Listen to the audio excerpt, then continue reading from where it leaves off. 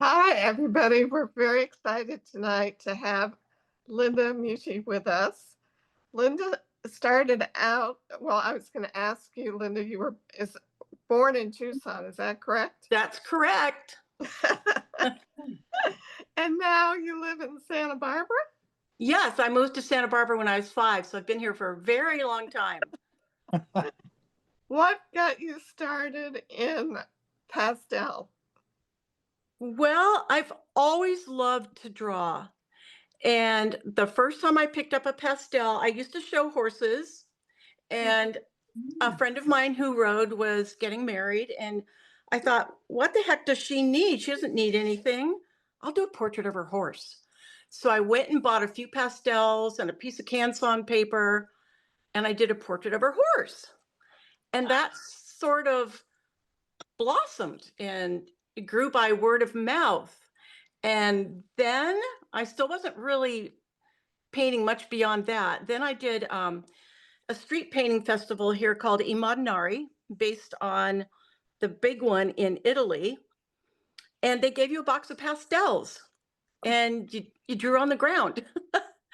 And I thought, these are really fun. I like these. And that was my first foray into pastels. And I never looked back. Love them. I love them so much. Oh, that's fabulous. So, would you say landscape is your favorite, or do you have, uh, you know, I think you can do it all, but I mean, do you have a favorite, like still life or? I am so in love with landscape. And originally I thought, I could never do a landscape. There's just too much to it. And the thing is, I had not learned yet. You don't paint every little twig and every little leaf. I had to learn to simplify and go more general. And I just I'm a bad driver because I'm driving around going, oh, look at that tree. Oh, look at that shadow. What colors are in that shadow? Oh, we have to go back. I and I love being outside Mhm. and being outside painting with your friends. I mean, that's just the best. So That's true. yeah, so I'm addicted to the landscape. That's my favorite. Great. Also, I think a number of us are members of SCAPE. Yeah. And for those of you that don't know about SCAPE, it's an organization that helps promote would you say our parks and our open spaces? It's to help preserve open spaces, and it grew out of the Oak Group. I don't know if you guys are familiar with that. They started in about 1986 with the sole purpose of saving our unique landscape because we could see it being lost and developed. But it was a very small, invited group. And so one of the members, Marcia Burtz, and another member said, hey, we need to make this more inclusive and bring more people in. And so they started Scape. So I've been with them just about since the beginning. And actually, Eric Rhodes, if you guys are familiar with him, Eric Rhodes, publisher of Fine Art Connoisseur and Plein Air magazine, and does the Plein Air convention and Art School Live. He was a juror of one of the early Scape shows. Hmm. I also want to ask you who your early influences were in terms of other painters that you studied with. Well, the first one, there were two immediately first. One was Albert Handel. I was terrified of Oh, him. yeah. He's gotten a lot more gentle in his old age, but he was a force to be reckoned with. And then Glenna Hartman, who sadly has passed away, was a phenomenal pastelist, part of Plein Air Painters. What Papa Plein Air Painters? Anyway, the biggies. She ran with the big boys. But I really feel like I owe everything to Richard McKinley. I studied with him for about 8 years, Mhm. and I was terrified, and I would go to the workshop and hide.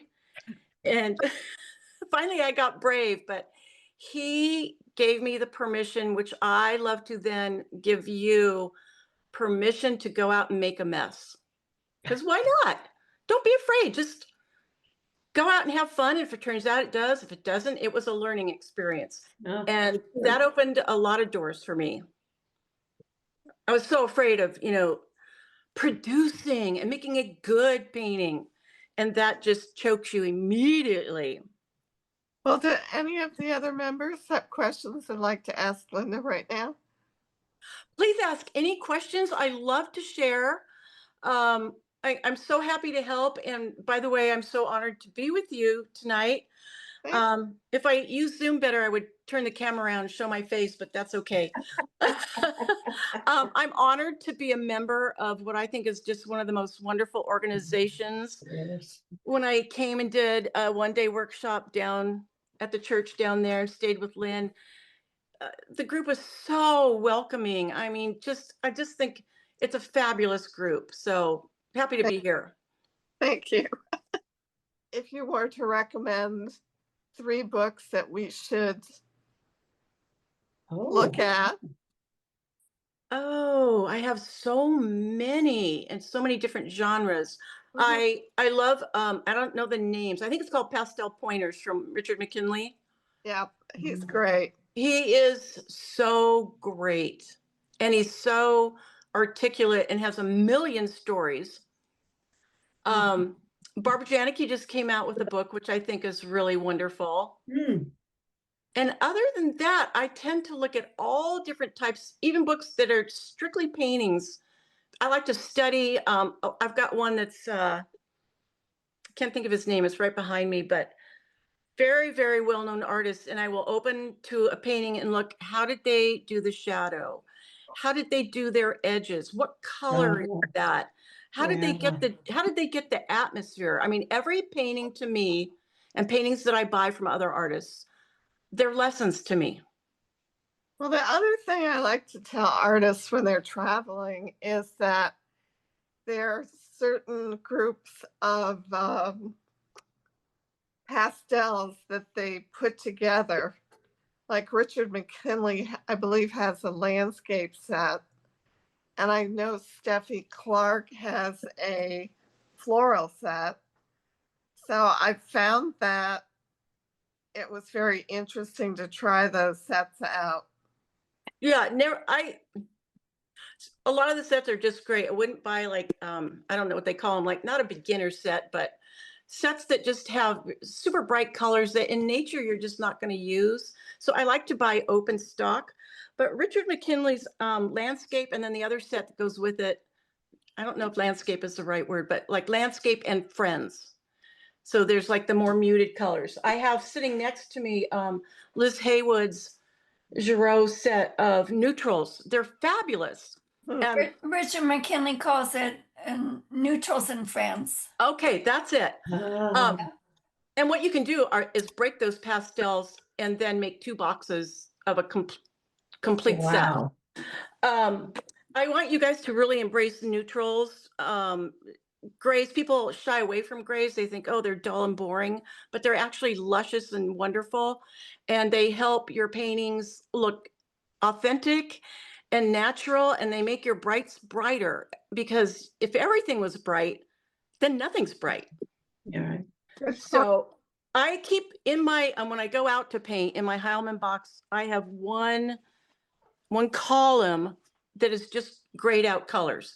And the reason for that is if you have like a gray blue and with bright blues, you will never pick it up because it looks ugly and dirty. Oh. So I keep them separate. Mm-hmm. And I keep them on the right-hand side because I'm right-handed and I want to reach for them first. Well, we have a really wonderful set that Otto Sturkey did for us, and it was all in darks. Oh, nice. He, like many other of my teachers, has told me, because I tend to paint a lot of high key paintings, that I need to use more darks, and they're right. Well, high key can be beautiful if that's what you want to do. If you want punch in your painting, you definitely need darks. Definitely. Yeah, I'm finding that out. Okay, so that's great, Linda. We're super looking forward to your demo. Okay. want to start, and then maybe people can put questions in the chat as we go, and I can kind of monitor that a little bit. Yes, I love questions. So, and I really love sharing because artists have been so generous and shared with me. So ask away. No question is a dumb question. Don't be afraid of that. And I might not know the answer, but I'll try. Thank you. Okay, we're excited. Go ahead. Okay, so I thought I would just sort of present my process. And the reason I was thinking that is because do you ever go out and you're like, I don't even know how to start? I'm paralyzed. So this is my process and it works well for me. And I use it 95% of the time. So what do? I do paint outdoors and I do paint in the studio, and it all applies to both. So when I first go out, this scene that you see in front of you is Bishop. And one of the reasons I wanted to do it is because Bishop is close. We should all go there and paint. It's amazing. It's just amazing. So don't you think we should plan a trip? And I'm so excited to paint it. Typically for a demo, I'll do something that's maybe not quite as complicated or fewer shapes. This scene is somewhat deceptively complex, but I was just too excited to paint it. I love the light. So what did I do when I went out? First of all, this is at 7 o'clock in the morning. And how long do you think that light is going to last? Not very long. Not very long, 15 minutes. Then that shadow is down, and this painting is all about that shadow. And if you can see, let me turn this up a little. I wrote swoop. And that, I love the swoop, and that is what it's about for me. So when I went out, all I could do was do a swatch of this color, a swatch with a pastel in a little book, swatch of this color, a swatch. I just did lines so I could get the local color. Yeah, the local color before it was gone. There's no way I could go out and paint that in the morning unless I went out, all week long, every morning at 7. This is actually a value sketch. Everybody says no tan. No tan is actually just black and white. Value sketches I find to be very important because we all know the saying, color gets all the glory, value does all the work. And if your values are off, your painting isn't going to read as well. So also when you're doing a no tan, you're making friends with the scene, you're looking at it, you're spending time with it, you're immersed in it. So I find it important actually, and it's a fun record to look back on. So brought my my reference photo, my color swatch is kind of down in my car, and my car, I can't get to my car. My house is being painted and the garage is shut. But so my reference photo and my value study, and that's what I used to start this. I start with a watercolor underpainting, and I wanted to have it ready because it takes a while to dry, and I didn't want to use up all our time. And it also with watercolor, it dries lighter. So this is many passes of the watercolor. And I don't do anything prissy. I don't do a watercolor painting per se. I'm not a watercolorist. I don't render it. What I'm doing when I go out is I generalize the shapes, generalize the color, generalize the value, and I don't mind the drips. You can see, all these things are happening. That's fine. There's no problem with that. And I'm going to end up really pretty much covering everything. So you might say, well, then what's the point of doing it if you're just going to cover it? No. Well, for me, it gets rid of the white paper and it gives me a place to go. It gives me something to work against. It gives me placement and it stops the panic. I can already see what's happening, and that's half the battle. I also noticed. Excuse me. Sorry. Can you show your no tan painting once more? Sure. And I will write where I am, what time it is, and usually the whole date. So Good. it's Thank pretty, you. Good record. yeah, it's a good record. Because I will go back to this spot and I'll look at my little notans and go, oh, I was there at this time. I'm working on a rougher paper than I normally do. It's UART 280, so we'll see how that goes. Ooh. Yeah, Yeah. it's I love a rough paper. That's a little rough for me. I usually use 320, which I Mhm. love. It takes a lot of beating. The other thing I noticed was, and I did not notice this in my reference photo. Look at this tree. It's dead center. Mhm. So I wrote at the top, move tree. Yeah.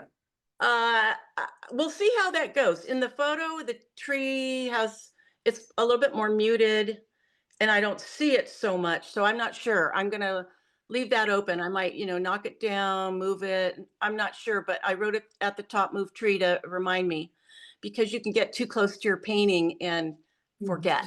Mhm. You get so involved. I have this taped on a black board.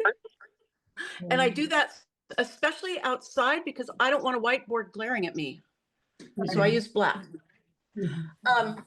I put a line inside so that my drawing is inside that line, and that line represents where the frame is going to cover it.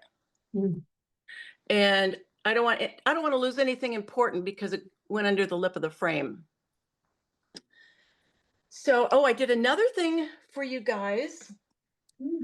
At the bottom, let's see if I wish I could zoom. You can't zoom. Let's see. Mhm. Oh, there you go. Yeah, that's good. Yeah. Can you see the texture down there at all? Oh, yeah. That's in the brush. And it's going to help me.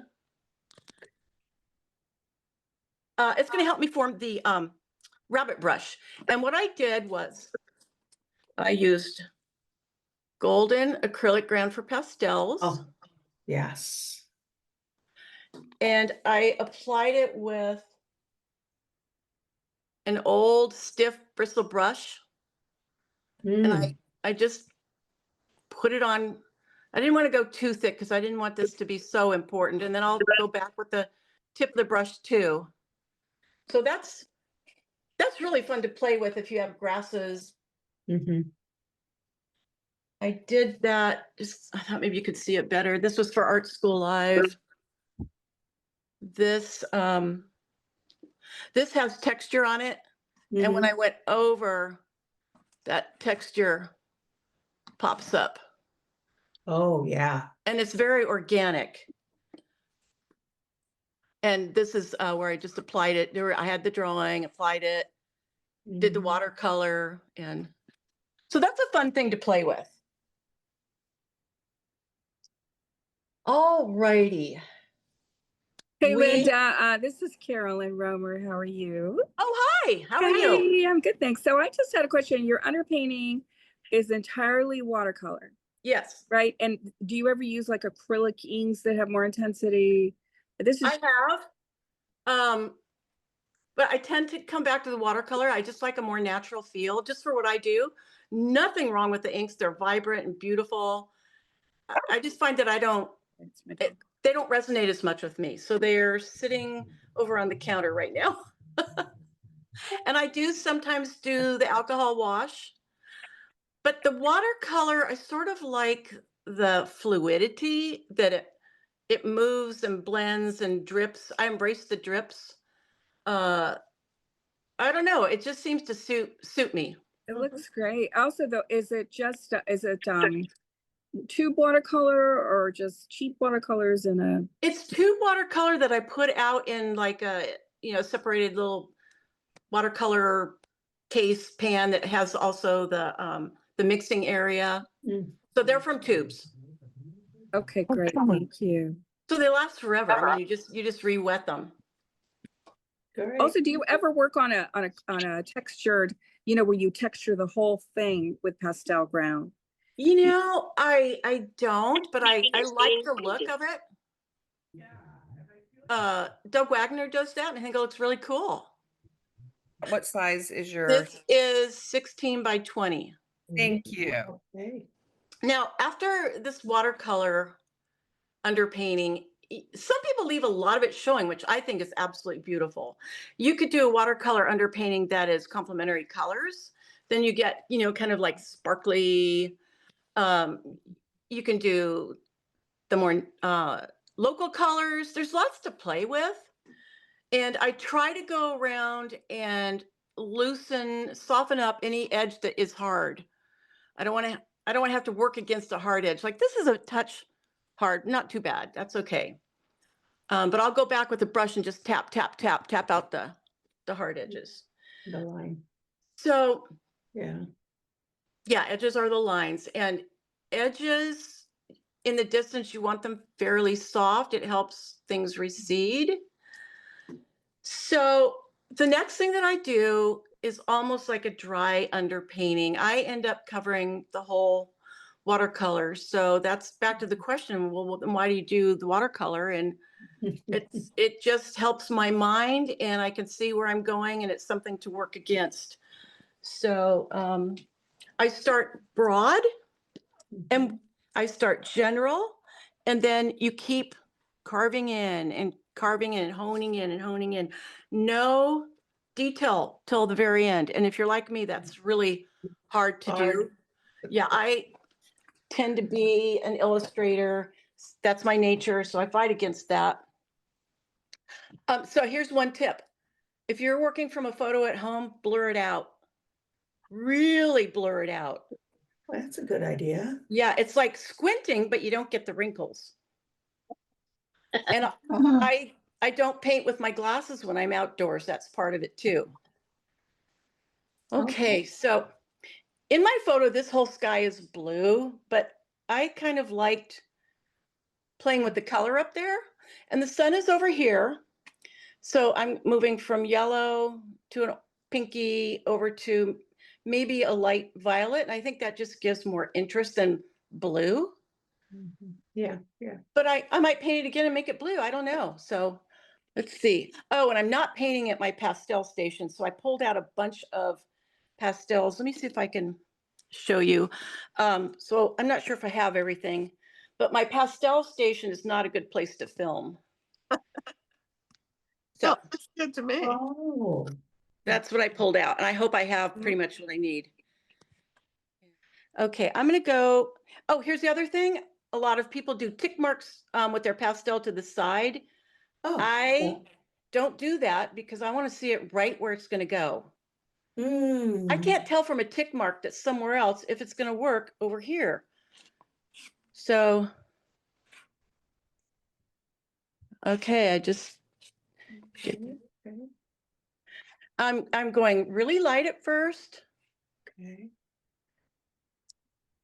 And let's see. Now, when it's later, I will come in and shape the top here a little better, but I just want to get some things covered here. Okay, I want to work over to, can you see my hand over here? Yes. Okay, Yeah. good. Okay. I love this violet. And I think in the morning, there's just sort of a beautiful violet. So I'm going to work my way over to that.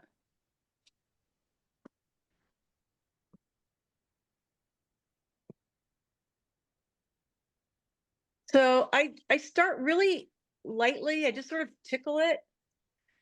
So I tend to drop my pastels all the time because I'm barely hanging on to them. Do they break when you break? Well, I have a rug under my pastel station. Oh, good for you. But still, yeah, they do. And I think this is too saturated, so I'm coming back with this. You can just, and that's the beauty of pastel. You can keep mixing and mixing. That's true. The other beautiful thing is it's so immediate, right? Mhm. You can just, when I started out oil painting and my paintings were so boring. And then I picked up, I had a few pastels, from the days that I did the the chalk drawings on the ground, and I took those out, and I was able to pick up a crazy random color and try it immediately. And I just think Wow. that's just so great. Yeah. I want to really, What pastels are you using? everything. Okay. Many brands. Absolutely. I have every brand. I don't go by hard or soft. I go by the color. Mhm. I So like how that you have them arranged, with the lights and then the darks on the right and, yeah, that's how my Yeah.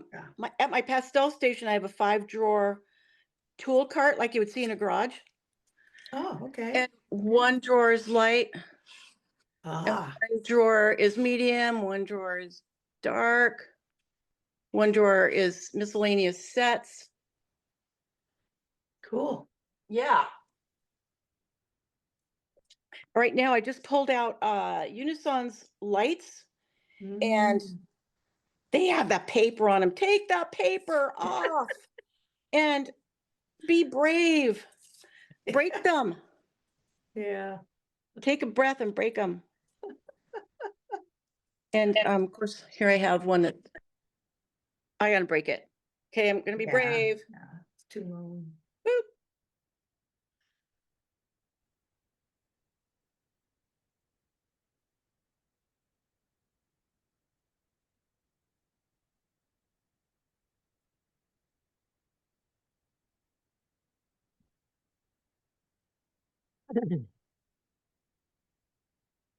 I'm gonna bring that over the violet. I'm gonna come back with the violet.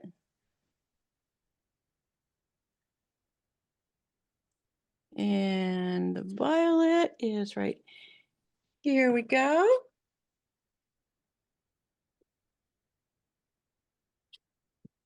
I have a question. Yes. I just recently saw the 99 Voices show. I walked through and saw your painting, and this is kind of exactly what I was going to ask you. It looks like your painting that's hanging that you actually blended the sky in, just like you were just doing. So I was going to ask Yeah. if that's something that you typically do. You know, I do, and a lot of people and myself at times too, like, never blend. You can blend to the point where you've killed it. And I've seen beautiful paintings with skies that were absolutely dead because they were over blended. Oh. I like to blend to a certain point, and the pastel itself will blend over another one. So I try to do that as much as I can. But if you get to a spot where you think, oh gosh, I jumped a shark, I over blended, you can do a couple things. You can Have a spray nice it, time. try and bring back the Thank you. tooth, and then Yay. make more marks. I could come back. Here's the thing. It's like, what if I do this? What if I came back? This might not be Yeah. light enough. What if I put a little bit of blue over? And what if this is too lemony. Linda, could you restate those solutions for overblending? I didn't get that because of the Yes. interruption. You can spray it with a fixative, and that'll bring the tooth back, and then just lay more marks over it. Sometimes I will just completely brush it off and lay more marks. And both of those work well for me. I hope I don't get to the point of over blending, but sometimes you do. Like, Yeah. Yeah. for me, I don't like seeing this paper under here. So I tend to blend it out. Yeah. Yeah. Smooth it out. Yeah. Thank you. You're welcome. Okay. See if I can move this back a little. Okay. All right. So now it's more of the what is that color? I want to get to these.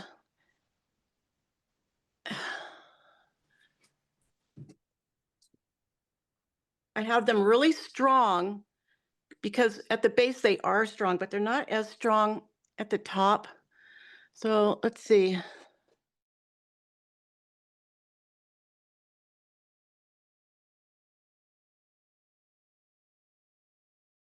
Okay, now we're going to go lighter.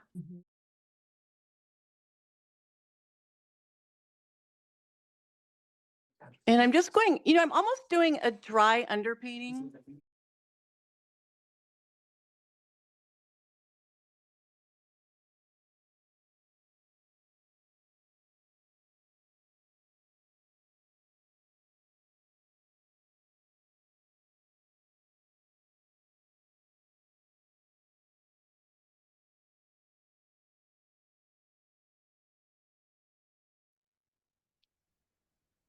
Okay, that's going in the direction I want. It's very, very rough. So I think what I'll do when I finish this, I'll post it and you guys can see how it actually turns out. So I'm just sneaking up on it. I'm not trying to really do a tight painting. I will tighten it up. I will carve it in more. But for right now, I'm being pretty darn general.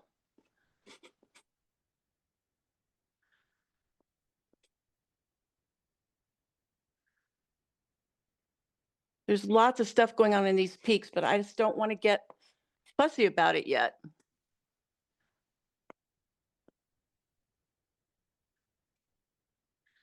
Okay, let's get a little bit of light up there.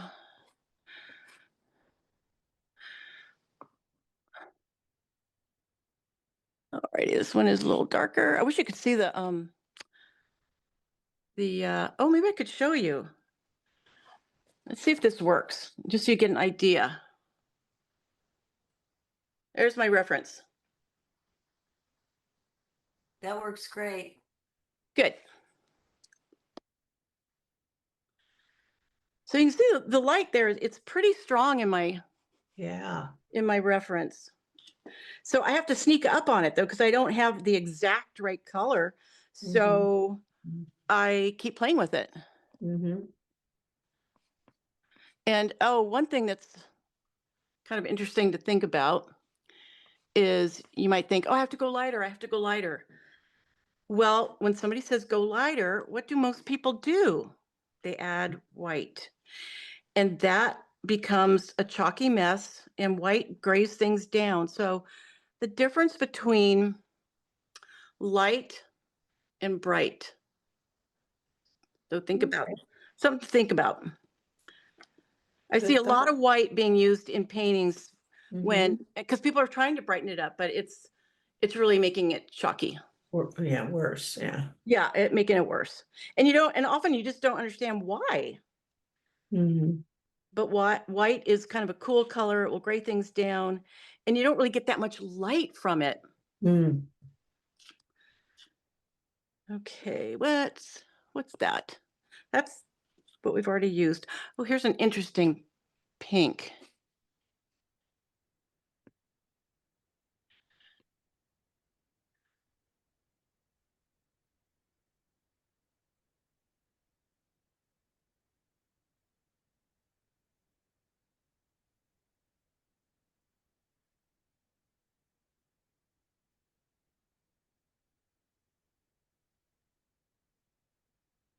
Okay. Now, to me, this is just a dry underpainting. My fingers want to go, oh, blend it, please, blend it. But I'm gonna hold off for a little bit. Okay, this is a lighter shadow. This purple might be too light. You can see it's not a vibrant purple. No.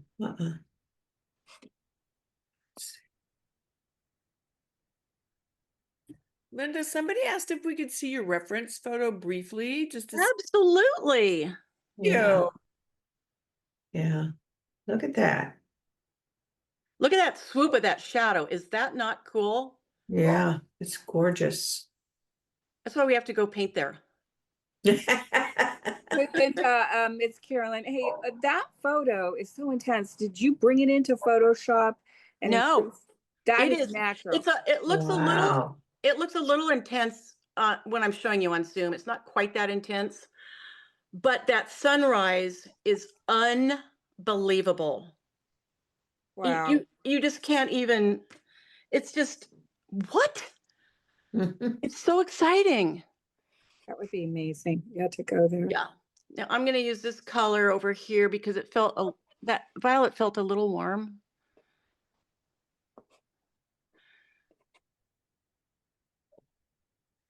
And okay, let's go a little bluer.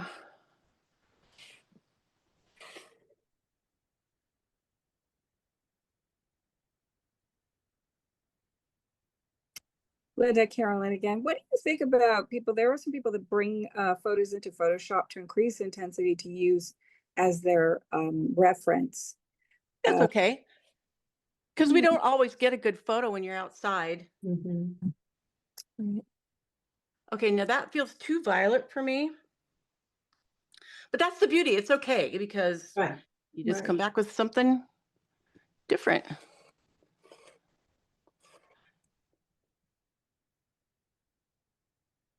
I used Photoshop.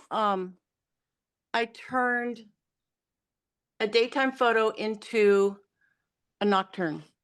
Oh, really? I desaturated the photo. Actually, I just did it on my phone. And I desaturated it and made it bluer. Wow. Yeah, Hey, it's your picture. You could do what you want, you that's know? right. That's right. You've got a vision for the feeling of the painting. So go with it. Absolutely. Wow, this paper, can you hear it? It's rough. Yeah.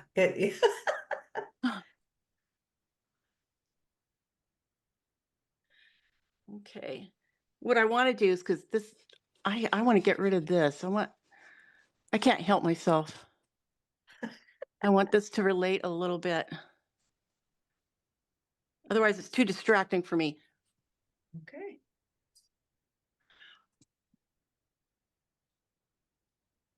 Oh, no, I think that really helped. Mm-hmm.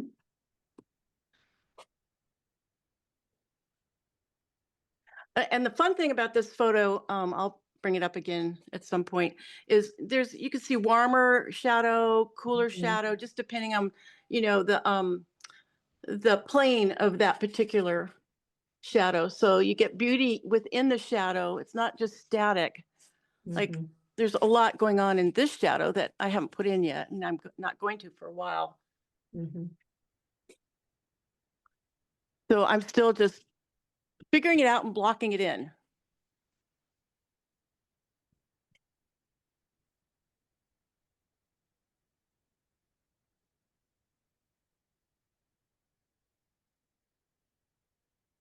Those lines are distracting too. Let's get rid of those.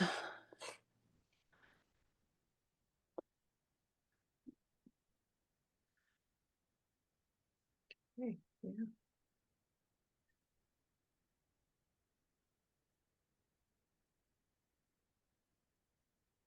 Okay. I'm gonna put some more color back in here because it's actually a little more saturated than I have. This is too saturated, but I'm gonna go really lightly because I just don't have at hand what I want.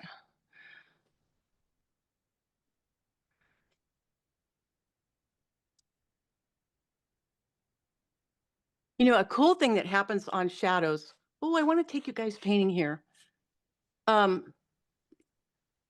There's a transition color. I don't have it out here, but if you go out and look, it's hard, you almost can't look at it directly, but between the blue and this color, there's a very kind of saturated red violet. I mean, it's really fascinating to look at. Wow. You'll see that in paintings. If you notice it now, you think about it, you'll notice it when people capture that. The edge of a shadow between the light and then the shadow. It has to be right between the two. Mhm. Mhm. Where they meet, kind of. Yeah, where they meet, Yeah. exactly. Yeah. Okay, I just love this swoop. I'm gonna amplify that a little bit.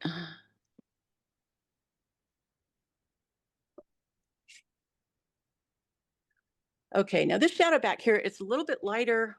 Mhm, It's almost a little greener. mhm.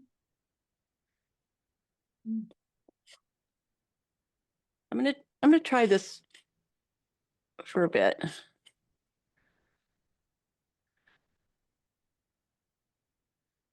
There's snow on these mountains in the pockets too, which that'll come later. Oh, wow. The detail. Yeah, and the snow won't be white because the sun is hitting it. It will be yellow.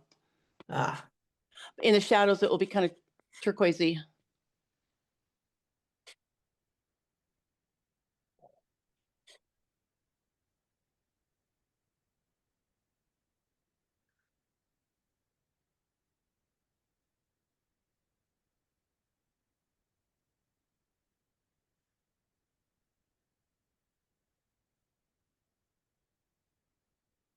Okay, and then there's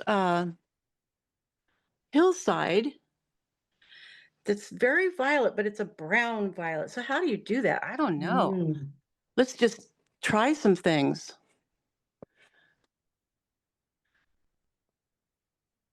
This is, oh, this is that new pastel, something berry. Have you guys heard of those? Earthberry. Earthberry. Oh, Earthberry. Earthberry. I really like them. They're in Who the makes them? UK. Who makes them? They're a UK company. Oh, okay. I won the Earthberry Award at the last pastel Oh, of wonderful. the West Coast. So thank you, Earthberry. Yeah. I think that's how I got started on it because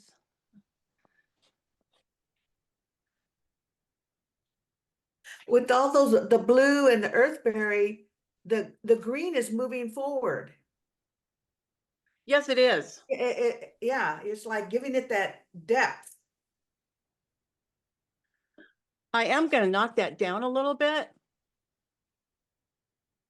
I have to think about, well, what do you want people to look at? Mm. In some ways, I want that foreground to disappear a little bit. I mean, it can't totally because it's a flat plane that's getting a lot of light. Mm-hmm. Okay, let's see. What color is that? Do you ever pick up a pastel and go, what color is that? I don't know. Oh, all the time.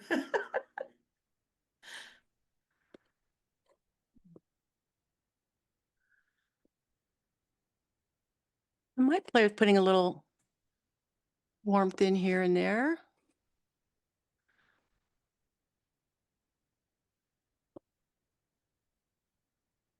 I'm getting a little bit ahead of myself because I'm so excited about painting this. Mhm.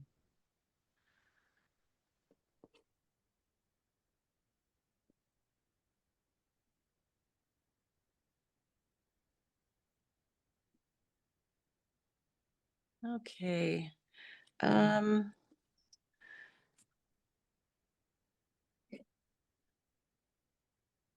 These peaks are recognizable. They're very iconic. So I have to be a little careful about not changing them too much. This one has a nice swoop to it.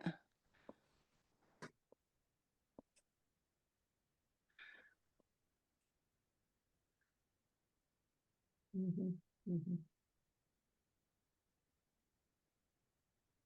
I can come back and refine these later Mm. as well. So my concern right now is just to kind of feel my way into the painting. I'm going to put a little violet over that because these feel too distinct to me. So I'm just tickling it. Mhm.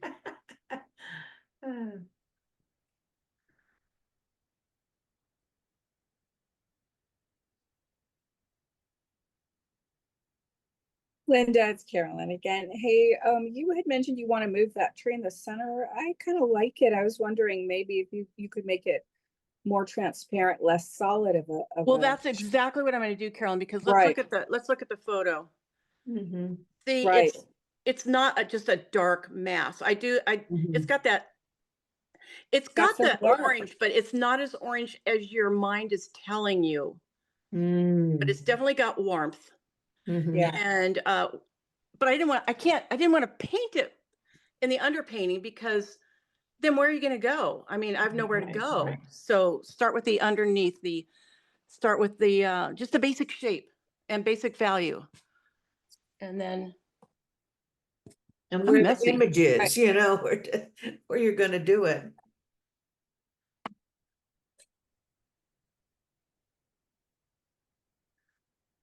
But we're getting this. Now, I might knock this down. I'm not sure. I don't know yet, because I don't have the whole painting blocked in. And sometimes if I don't have the rest done, I don't know how it relates yet. So I don't want to get too crazy yet. Well, I do. That's my nature, but I'm holding off. Like I'm seeing all these lights. It's too early for that. Linda, stop it. Take your hands. Not being mean to myself. It's just so fun, these mountains, you guys. You want to paint them. I know you do. I know. Okay. Well, let's see if we can get something down. Mhm. This is probably too light back here, but you don't know until you put it up. Okay. Correct. Correct. There is a little bit of the horizon down here, and I'm going to put that in because I want to put little lights back here at some point, like people are just getting up maybe. Yes. Whoop. See, I hold them so loosely, I drop them. Okay, that's kind of bitter because this is still, it's not that it's exactly in shadow, but it doesn't have light on it. Does that make Right. sense? Yes. Yes.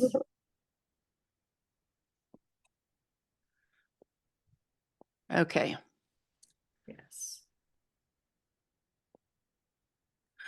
Let's go to, oh, I don't want to do the trees,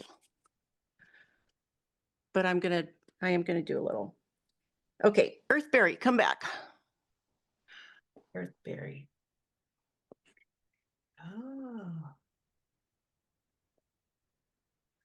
Saying carve into what I've painted.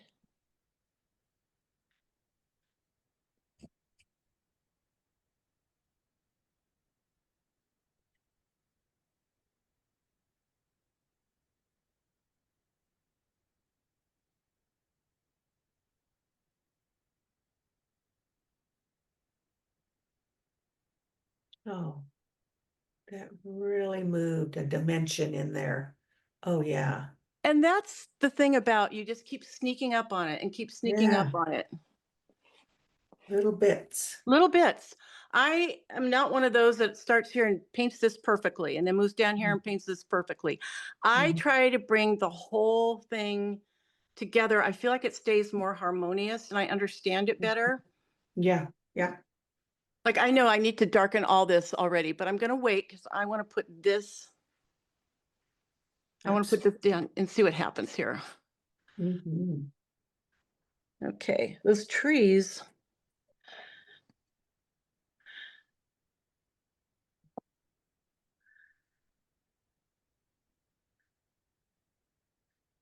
And that, this tree that was bothering me actually has a lightness to it over here. Mm.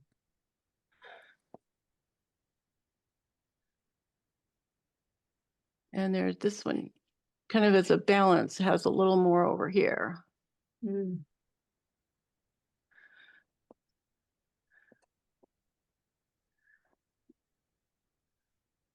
And I'm going to put, this is so bright. I want to put a little warmth on the tree over here. Oh, that's too light. That is way too light. And this is too red. Oh, but I kind of like it. Yeah, that's too red. Let's try this guy.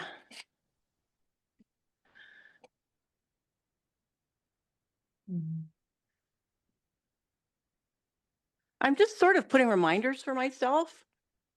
Mm-hmm. I mean, that is not by any means a finish, but it's just a reminder.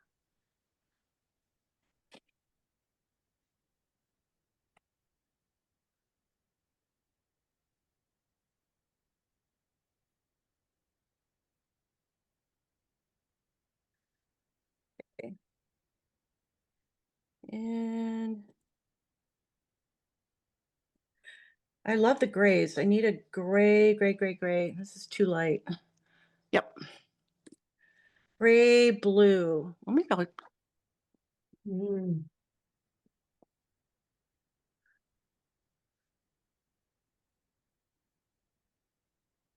I can always come back and add darks. Mm-hmm. Mm-hmm.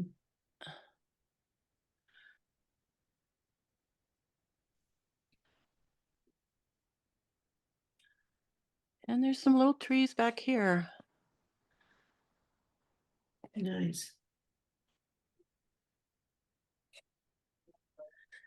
Okay, let's see what we can do with that foreground just to give it something.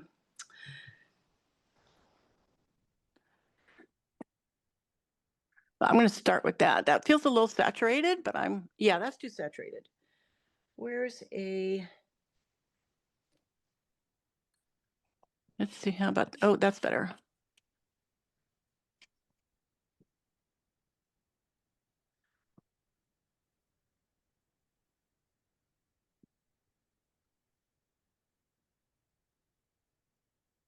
Maybe I'll put these trees Mm-hmm. on a different plane.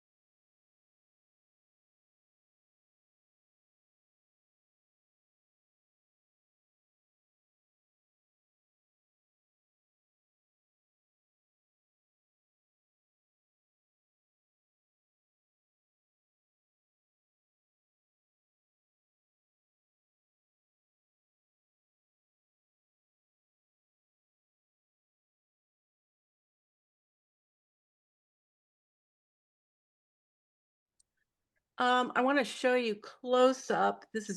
Now I'm going to do a lot more work on this rabbit brush, but I want you to see how it's catching the texture. Oh, wow. Isn't that cool? Yeah, very cool. Very cool.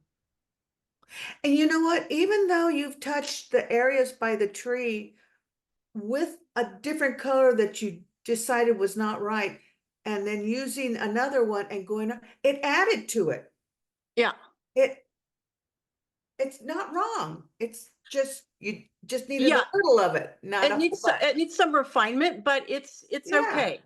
Yeah. Now, one thing that bugs me is I put these Oh, two equal okay. distance. That'd be better. Let's just get rid of that right now. Okay. Let's do it. Do it. Yeah. And also see, Oh, yeah. these are refinements that I will deal with later, but see, and these are things to look for. Boop, boop, Ah. equal, equal. You don't want that to happen. Well, it'll happen, just fix it. Yeah. Add another boop. Yeah. We all get those boops. Okay. It's some interesting things that happen. Let's see if this is dark enough. No. This will be easier when I'm sitting at my own station, but Sure, yeah. we're here. Can we see the image again? Absolutely. You bet. Wow. Isn't it gorgeous? Oh, beautiful. I'd even get up at 6:50 in the morning to get that one. Yeah. I just roll right out. I mean, I barely, no makeup. I brush my teeth, put on pants, and that's it. Just get up and go. We were Hey, up there and we realized that the aurora borealis was happening. Oh, we can't understand you, And Linda. my roommate came in and said, You're freezing. "Yeah, Can't understand. I want my flip-flops to see the aurora borealis." I wasn't freezing. Oh, good, good. Linda, we missed everything you said the last couple of sentences. Could you repeat that? You were garbled there for a few minutes, Linda, so we missed your story. Oh, was I talking about the aurora borealis? Yeah. Yes. Yeah. Okay. Well, okay. So I was up there and my roommate came in and said, "The aurora borealis is happening." And I was in bed. I just jumped out, put a robe on, flip-flops, and went out in my jammies. Hey. And you And it caught was it. awesome. It was Where- awesome. Linda, where was that? Iceland or North? Where was No, that? it's Bishop. I was there painting this. Oh my God. Yeah. Wow. Yeah. Fabulous. It was incredible. Awesome. Linda, why don't you But you- have a workshop up there? You keep saying, I want to take you guys, so maybe you should have a workshop. I should. I just am in love with it, honestly. I got to show you something. One time I was up there out on a dirt road under the trees, and it was not hunting season, but these guys went by with rifles and they were a distance, but we could see them. And then we started hearing gunshots. So we packed up and got the heck out of there. So now I have this hat because I want to make sure they can see me.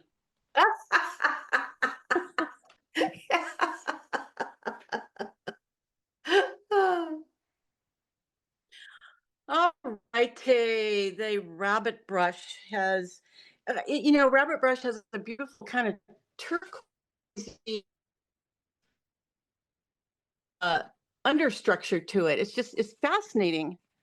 And there are times when it's just brilliant yellow. In the fall, it was kind of fading down a bit. Okay, so I'm going to start putting in rabbit brush. I hope you can hear this.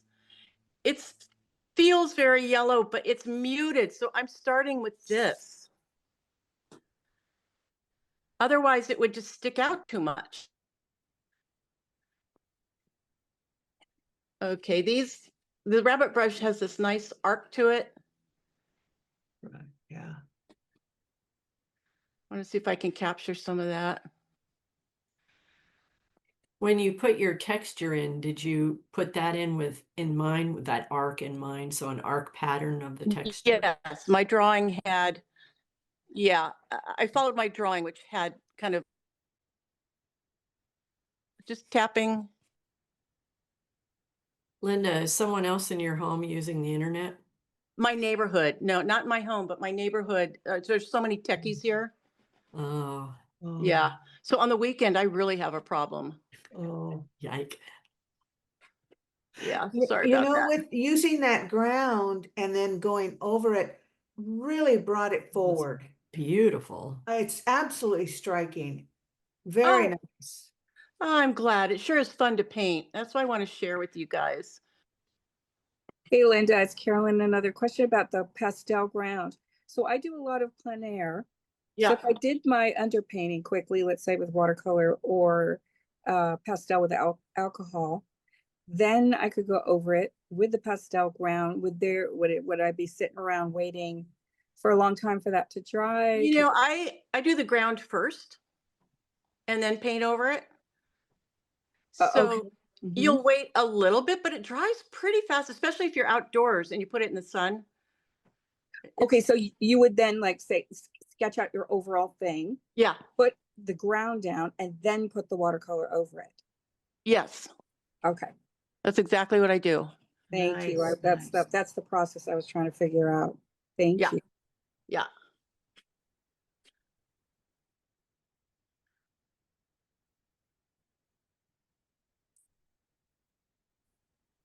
Linda, this is Virginia Cami. Hi, Virginia. Hi, have you, do you sometimes use clear gesso instead of pastel ground? You know, I think clear gesso is fantastic. I just happen to have the pastel ground. Okay. Actually, I went to an art store in Phoenix and found it. Oh, okay. So you guys see the tops of these are really too light. I want this to kind of fade away. I'm getting the shape with it, but I do want to knock it down. It's just look at this again. It's a funny thing to figure out because your brain tells you something different. I mean, it looks very yellow. Yeah. But really, it's not so important. I don't know if you can see that, but so that's going to take me a while to figure out by playing. Yeah, yeah. Yeah. How much how much value you want to give it to come way forward or just kind of blend in a Yeah, I long want it to direction? I want it to blend actually. Yeah. I don't want you I want you to glide over it and up to this. Ah, It's just sort of a supporting character, not its yeah. own Uh-huh. character. But it has to have enough something. Right. See, I love this color, but it's just too too. Yeah.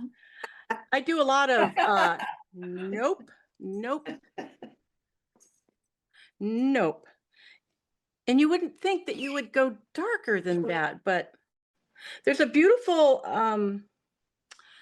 red brown in the foreground. Mm. And it's actually, oh, that's kind of interesting. Yeah, that's nice.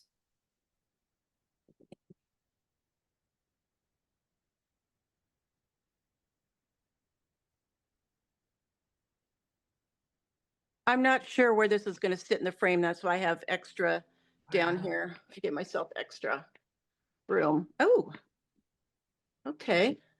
Oh. Mhm.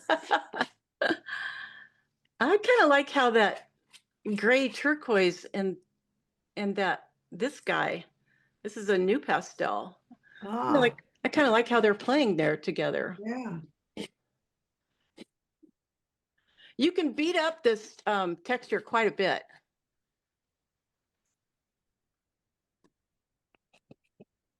That foreground color you're using, it's also bringing some color harmony into with the mountain in the background. Yes, yes.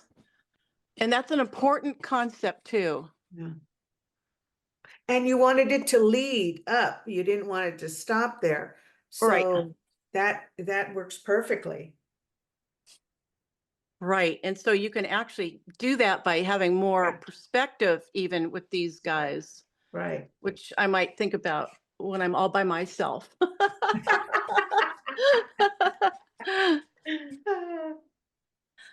But you can see how it's a slow process where you, Oh, a lot of decisions. there we go. That's so weird. It's a slow process where you just keep playing and bringing it out and correcting.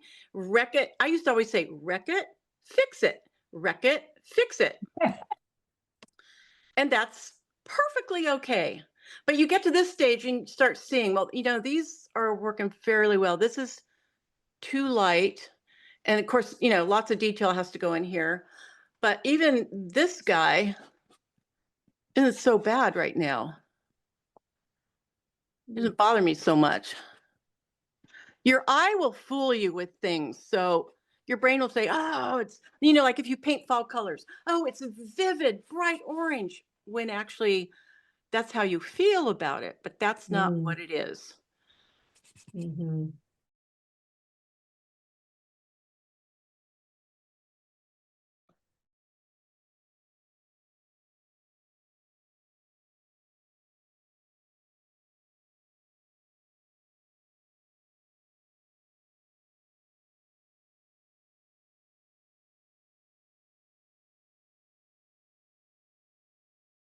Okay, you can see, actually, there is a little bit of perspective kind of happening. I might Mhm. amplify that Absolutely. a little bit. And this is beginning to work. This needs some work up here, but it's beginning to shape up. I can see where I'm going.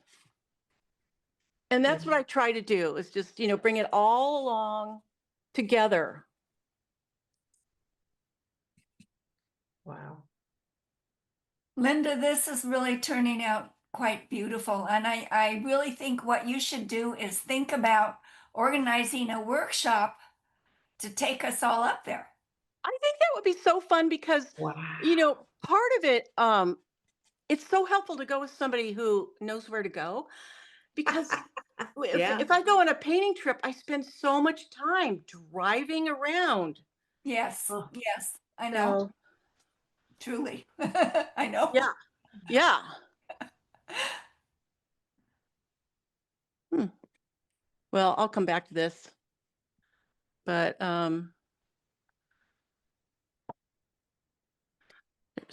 that's going to be the color of snow. There's a little snow over here.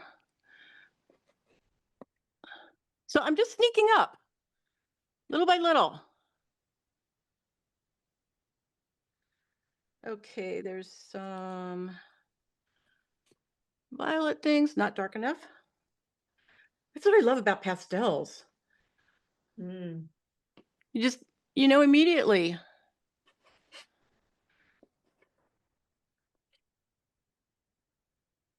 Oh, there's actually some really cool reds that happen over here. Oh, nice. Yeah.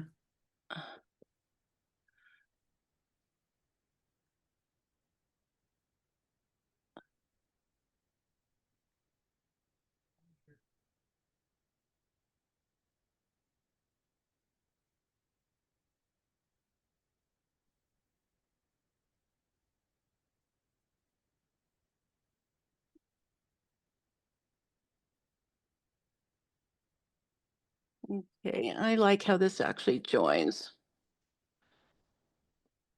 And there's a really light spot. The color on this in the photo is just so fun to look at and think about.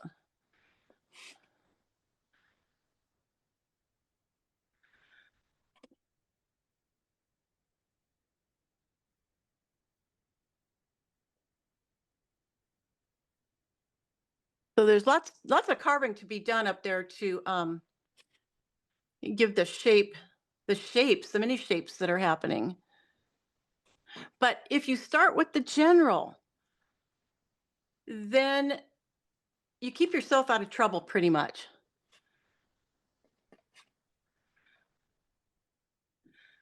Okay, those pinks are lighter over there. They're really light. This is Mount Humphrey over here. That's too light.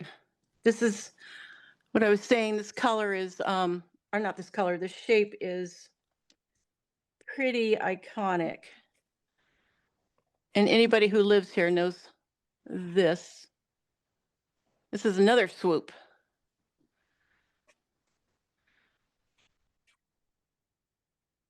Linda, do I see a path forming through the rabbit brush up to got a little path going back there? Well, I have put a path in before, and I've done it just to lead you into the painting. I could put one in here. I don't have one on purpose, but you know what? Sometimes they just happen and you go, oh, okay, I'm going to go with that. Go with it. That big mountain looks awesome right there. There's a little pathway. Well, I'll be sure to, this is going to take me days to finish because there's just lots to it. Oh, yeah. But so I'll post it if you guys, Oh, great, great. yeah. See the end, yeah. I should, what I'll do is take a picture of this stage. I wish I'd taken a picture of the watercolor underpainting, darn it. Oh, that's a good thing. Take pictures all the way through Yeah, because, keep a record. well, and what if you've gone too far and you went, oh, I just wrecked it. Well, you can go back and see a Yeah. better stage and go, okay, I'm just going to brush this off because that I wrecked that right there. Mhm.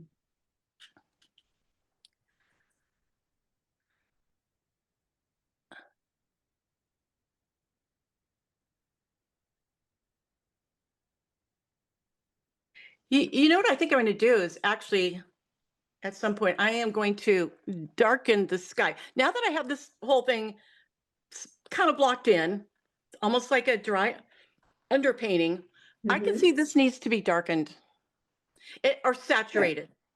It's too white. Okay. And that will help working against this color. Oh, yeah, yeah. And also these peaks are really light, much lighter than I painted. I couldn't go light right now because this is too light. Uh-huh. Wow. Yeah. Yeah. Well, that's the thing. You can always make the adjustments, you That's know? right. Yeah. And if I No filled in the biggie. tooth, which I haven't because this is so rough, but I could just take a brush and brush that off. Yeah. I've done that many times. Me too. Okay, and this is about the darkness I want, but that makes this seem too light. So I'm going to play with this later too. And this being a little darker will make this more exciting. It's like leapfrog all over. Change this. Well, I got to change that. That's right. So Yeah. be kind to yourself, and it's no painting is bad. It's always a learning. What I'm going to do at some point, it is way too early, but Mhm. I'll put little lights in for little homesteads. Anyway, okay. Oh, any questions? Beautiful. No. Thank you. Thank you, Linda. That was Yes. great. Yes. You're welcome. It was really fun Yeah. being with you Very guys. nice. Awesome. Thanks, Linda. Fun You're having so you. welcome. Oh, A lot of good tips. I always like hanging with you guys. Yeah. Thank you, Linda, so much for You're tonight. welcome. Yes. Thank Thank you. you. Thank you. It was Thank great. you. It's Thank super you. fun. Thanks, Bye, Linda. everybody. We had 40 people tonight. That's great, Linda. Yeah, we love Woo! Linda. We love big fan here. Well, I'm a I fan can't of all wait to you guys. Yeah. I can't wait to see the finished one. I'm I so can't wait to work inspired. more on it. Yeah. It's going to be fabulous. All right, guys. See you later. Okay, bye-bye. Bye. Have a good Bye, week. everybody. Bye-bye. Bye, Thanks. Curtis. Bye. Thank you.